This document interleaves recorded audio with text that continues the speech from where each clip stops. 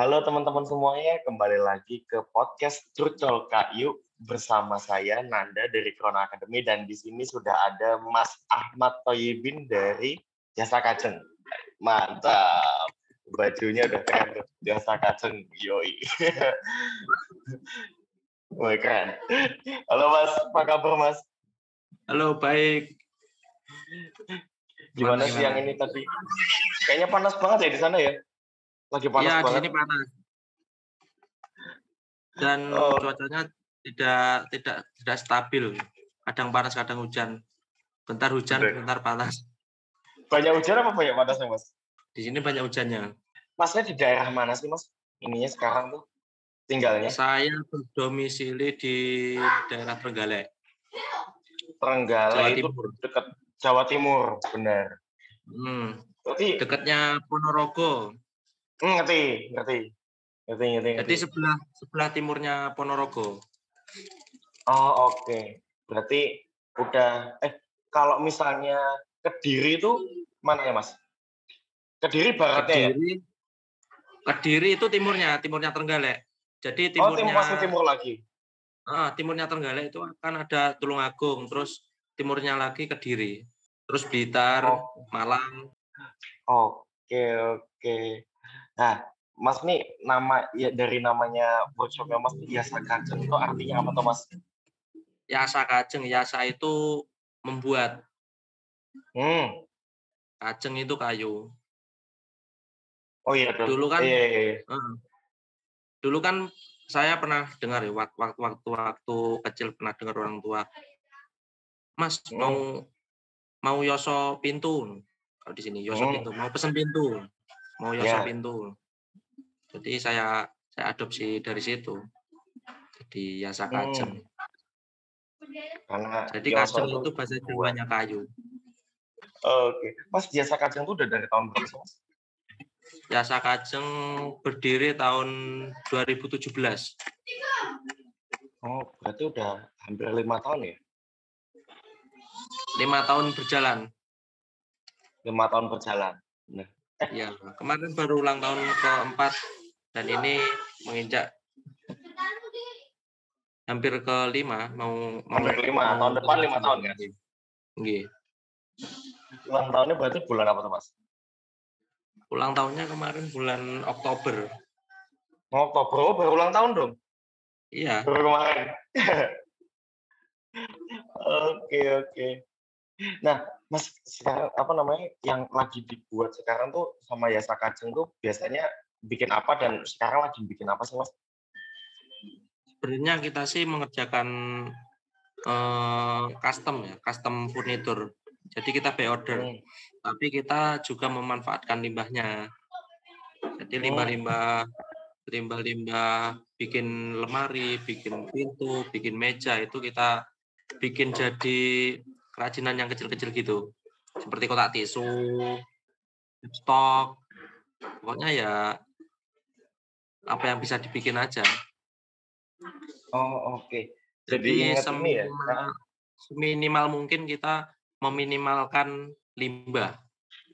Itu berarti, aku jadi inget ini nih, kemarin kan Mas Ahmad kan baru masuk koran nih, memanfaatkan kayu bekas dan berdayakan remaja desa. Nah, itu berarti kayu-kayu bekasnya itu bekas apa, Mas, kebanyakan? Maksudnya buangan dari limbah mebel atau gimana gitu? Sebenarnya kan limbah dari mebel saya sendiri gitu loh. Jadi kan saya produksi lemari, produksi pintu, produksi meja. Nah, itu kan ada limbahnya. Nah, limbahnya itu saya bikin kembali. Jadi woodcraft kecil. Oke. Seperti kotak tisu tadi, cupstock. Banyak lah, Mas. Berarti Jasa Kajeng tuh bikin woodcraft kecil sama yang mebel besar juga ya, Mas? Iya. Kalau sementara ini untuk mebel-mebel yang besar itu kita cuma melayani by order. Order dari customer. Tapi ya dikit-dikit kita mengumpulkan sampel. Bikin seperti nakas, terus kursi lipat gitu-gitu. Jadi kita pelan-pelan. karena modalnya juga cuma sedikit. Tapi kadang kalau teman sendiri gitu, ya udahlah kita kerjain nggak apa-apa, bayarnya di belakangan nggak apa-apa. Kalau kadang bayarnya ya udah bayar kalau udah punya uang nggak apa-apa. Gitu. Oke. Ini ya harga teman. Tapi biasanya kalau teman sendiri saya mahalin, karena dia biar bisa menghargai karya temannya sendiri. Jadi harga teman kalau saya harus lebih mahal, sedikit lebih mahal lah. Oke. Oke, karena emang ya teman tuh harusnya ngedukung, jadinya ya bayar lebih mahal lah teman kok, misal lebih murah, gitu ya. Iya. Kalau dia nanya, dia minta kasih harga temen lah, no. Ya harga temen segini, kalau harga normal saya segini. Loh kok harga temennya lebih mahal? Ya karena teman saya biasanya menghargainya segini.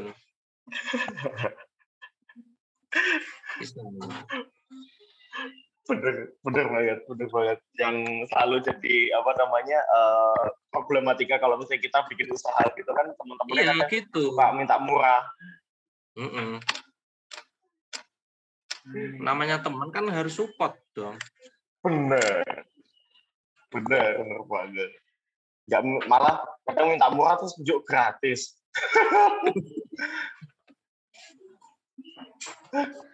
Wow. Emang apa namanya? Tapi sering bantuin teman juga, Mas. Berarti. Maksudnya teman ada yang minta apa gitu. Ya, kadang kan saya kan punya banyak ya teman-teman yang usahanya kafe, rumah makan gitu. Coffee shop. Di sini saya hanya punya teman coffee shop di luar kota juga, di Malang itu ada teman saya yang buka coffee shop. Terus minta bantuin bikinin ini, tapi jangan mahal-mahal gitu. Ya saya bikinin. Ya dari situ-situ sih kita menjalin marketingnya dari teman ke teman, dari mulut ke mulut bisa kesebar gitu. Oke. Nah, biasanya kalau yang teman-teman pada minta bikin tuh berarti kayak meja kursi gitu, Mas, berarti, Mas? Ya, meja, kursi gitu. Kayak rak-rak bunga. Biasanya begitu. Kalau yang kafe-kafe gitu kadang pajangan dinding gitu. Yang di tempat lain nggak bisa bikin. Mereka bikinnya di sini. Contohnya biasanya pada di sana nggak bisa bikin dan Mas bisa bikin itu biasanya apa, Mas? Ada kayak wood slice itu loh, ranting-ranting kayu. Ranting-ranting kayu yang dipotong-potong terus ditempelin di multiplex jadi pajangan dinding gitu. Oke. Kadang kan mebel-mebel umum mereka nggak mau ngerjain kan. Nah, padahal itu untungnya sangat banyak. Karena itu limbah mainnya. Iya, benar-benar limbah, ranting-ranting yang mau dibakar gitu. Berkayu bakar. Paham. Malah kayak ini ya, emang sebenarnya justru yang limbah-limbah kayak gitu tuh sebenarnya kalau misalnya mau di markup untungnya lebih gede lagi gitu kan, karena ya itu sebenarnya murah. Dan keberuntungan saya itu di desa. Saya hidup di desa, di lingkungan itu kan banyak banget loh ranting-ranting kayak gitu. Tinggal lihat kanan kiri gitu, oh ini bisa jadi gitu. Oh ini bisa jadi bahan. Oke, paham. Nah, Mas Ahmad nih awalnya itu kan dari 2017 itu apakah dari awalnya itu bikin emang furniture mebel gede apa emang awalnya dari handicraft yang woodcraft kecil-kecil gitu, Mas? Saya emang basicnya itu dulu belajarnya bikin furnitur. Jadi dulu di dekat rumah saya itu banyak mebel kan, Mas. Di rumah saya itu banyak mebel, terus saya ikut belajar di sana, ikut kerja di sana. Oke. Jadi belajar bikin almari, sampai belajar finishingnya. Itu mulai tahun 2008 itu saya kerja di mebel.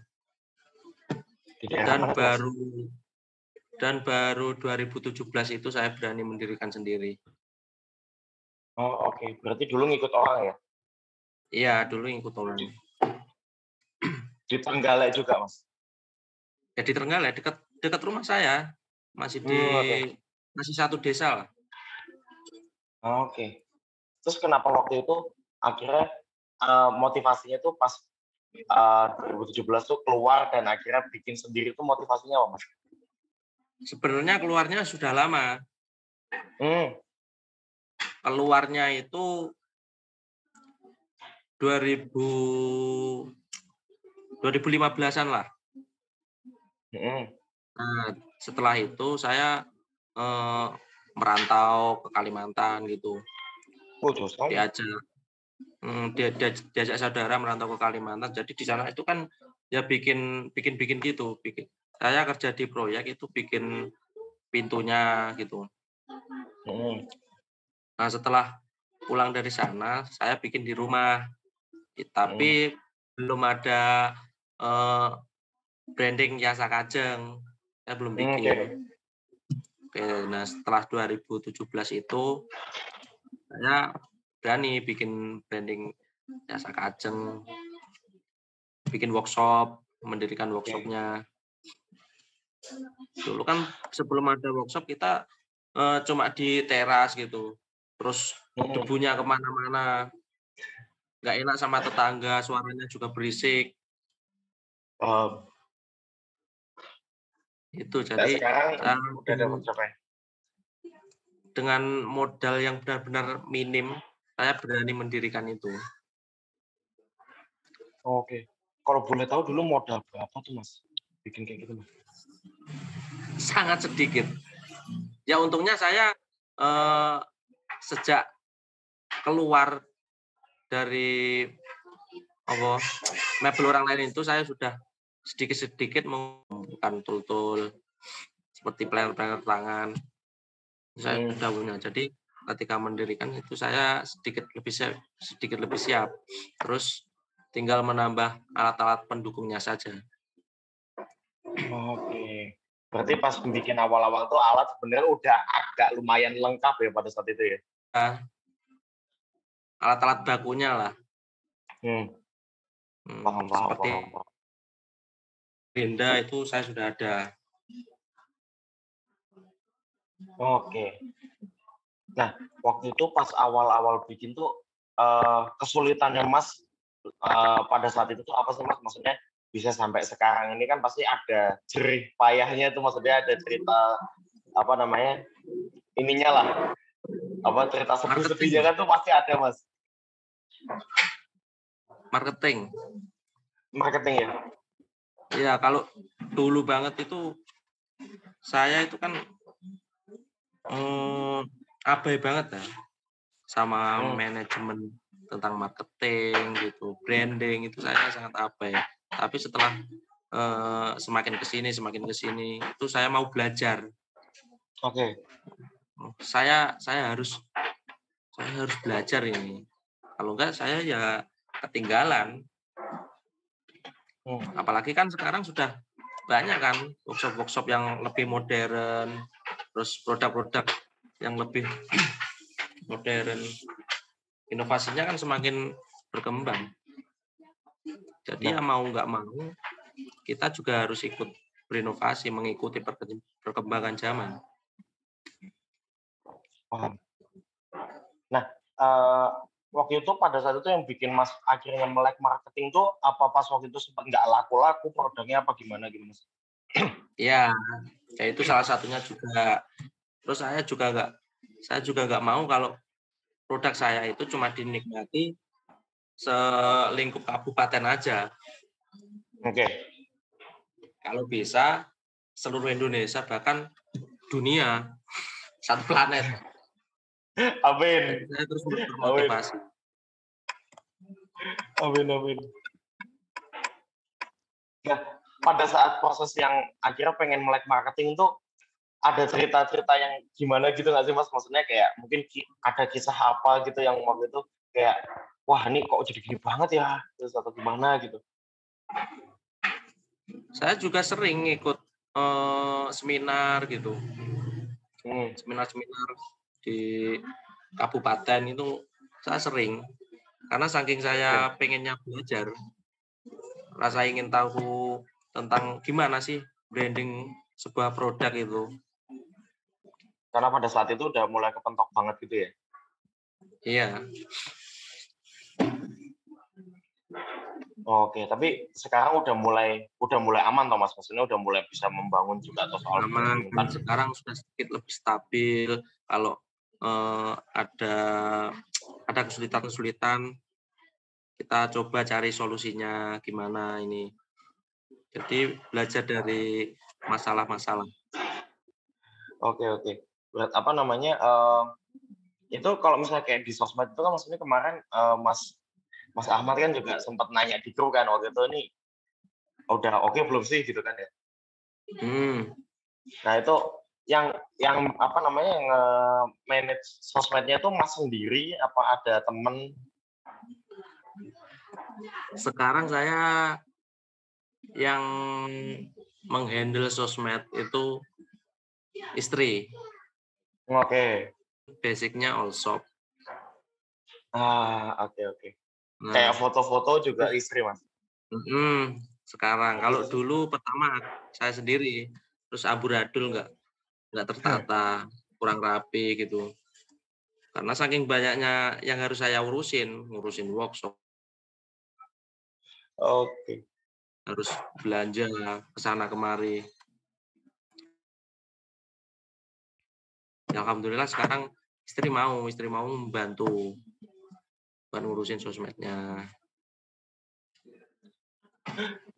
Oke, berarti apa namanya, yang ngedesain bikin-bikin apa namanya kan itu foto ada desain-desainnya gitu tuh juga istri juga semua ya, Mas, ya?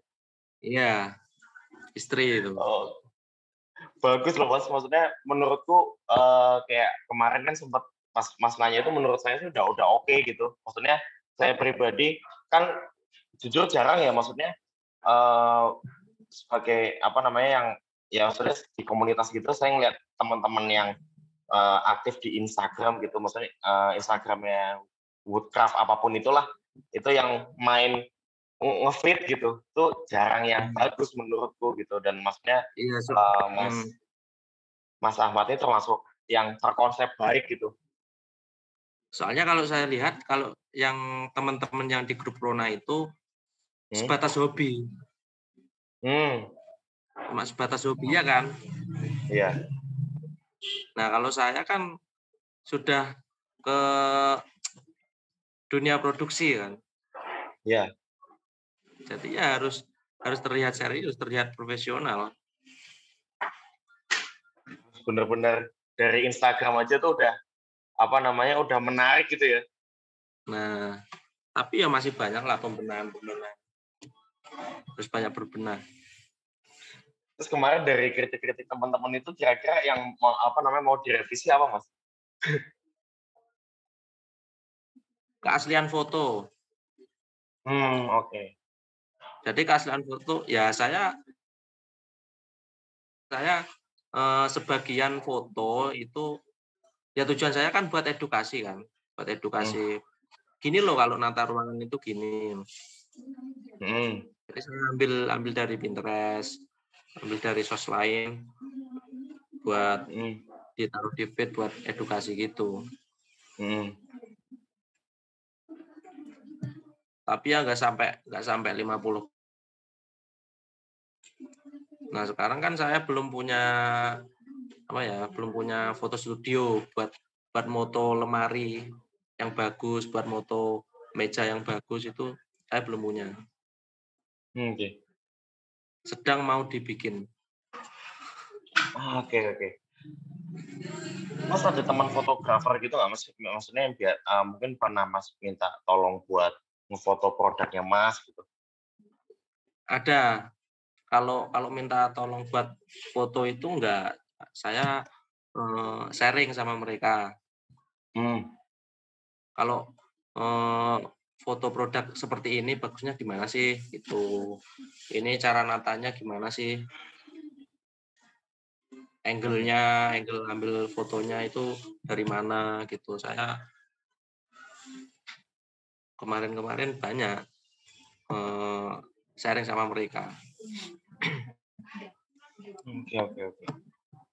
Ya mungkin kedepannya kalau biar lebih profesional lagi, saya suruh mereka aja. Benar. Biar lebih apa namanya berkarakter, maksudnya udah itu aja gitu ya. Iya. Gak belan.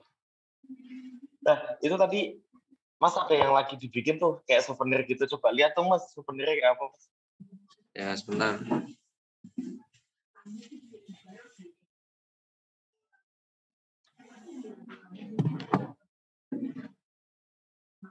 Reuni Perak Mantiga Kediri. Oh, pergi Mas ya. Dia ngambil apa itu? Coba kita lihat. Jadi ini itu buat nyimpen kunci sebenarnya kuncinya ini. Oh, paham. Wih, kreatif banget. Berarti nggak pakai gantungan ya? Tinggal langsung masukin aja gitu ya? Ya, seperti ini. Nanti ada cantolannya gini. Terus buat digantung di tembok, terus ditaruh kuncinya gini.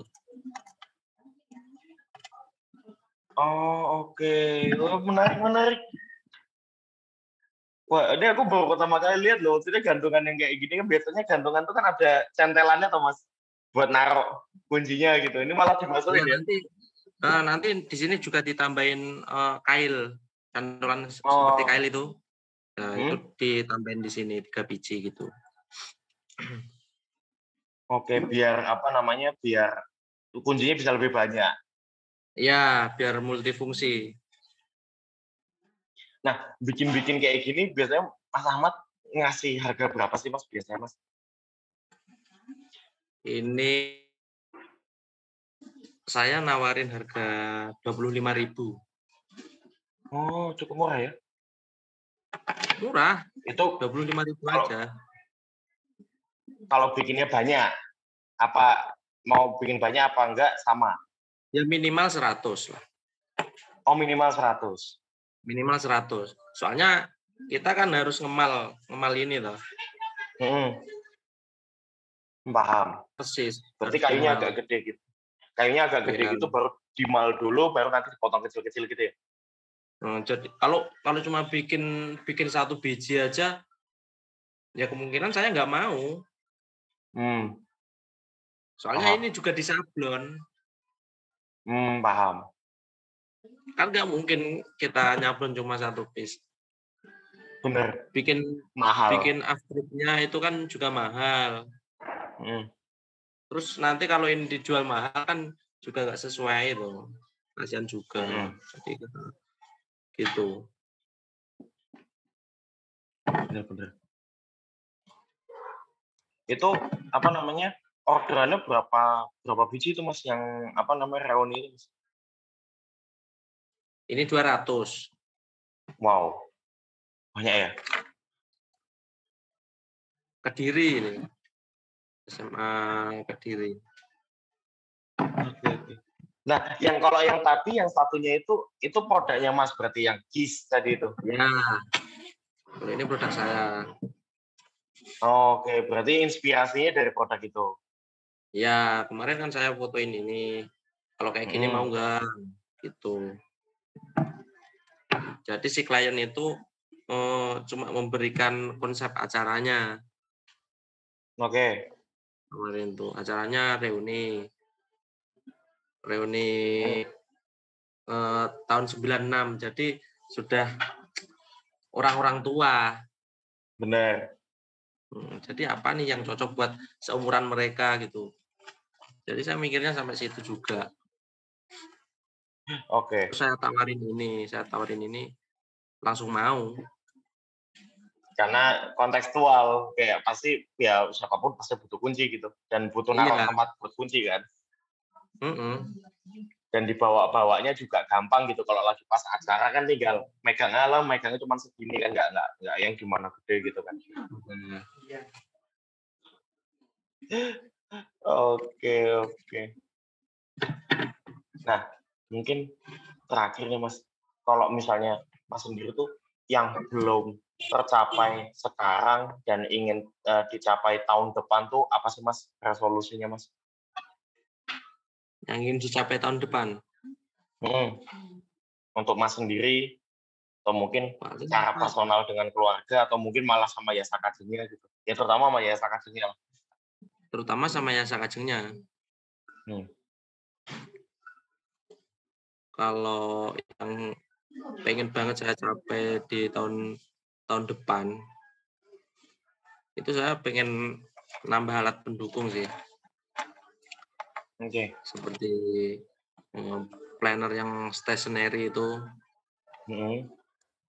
Jadi untuk menunjang pekerjaan juga, terus kendaraan buat operasional. Oke. Terus memperbaiki workshop juga. Kemarin kan saya juga habis bangun workshop, terus belum jadi, ketunda karena dananya habis. Itu mau benerin itu aja. Terus juga sama produk-produk lah. Kita mau nambah varian produk. Oke. Sebisa mungkin. Nah sekarang produknya ada berapa?